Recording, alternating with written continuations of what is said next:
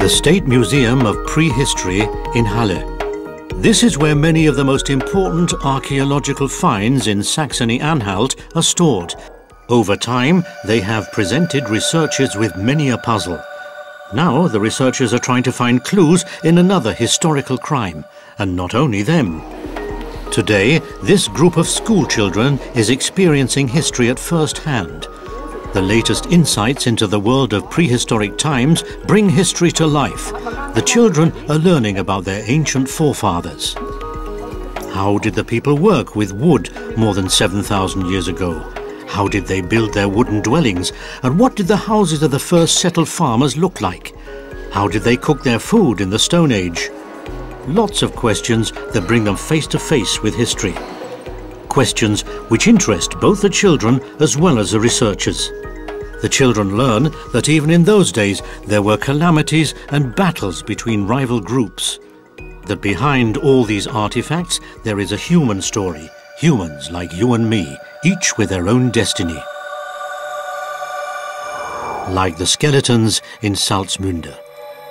The multiple burial is surrounded in mystery. Mothers with their arms clasped around their children to protect them. What happened here? Did the four mothers, one of them pregnant, die as a result of a terrible event? A house fire, perhaps? Or were they purposely buried together as part of some kind of ritual ceremony?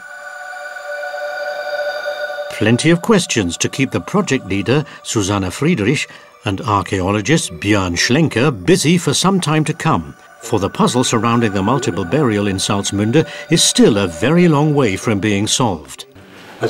For me, this fire, which we at first supposed to be a catastrophe, with a large number of dead, is history.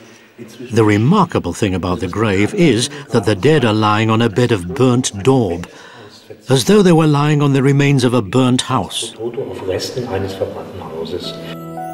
So the location in Salzmünde was a special place for the dead, with special rituals and a skull cult. However, many questions are still unanswered. What sort of cult was it? And where do these head injuries fit in? When did they occur? While they were still alive? When they were killed?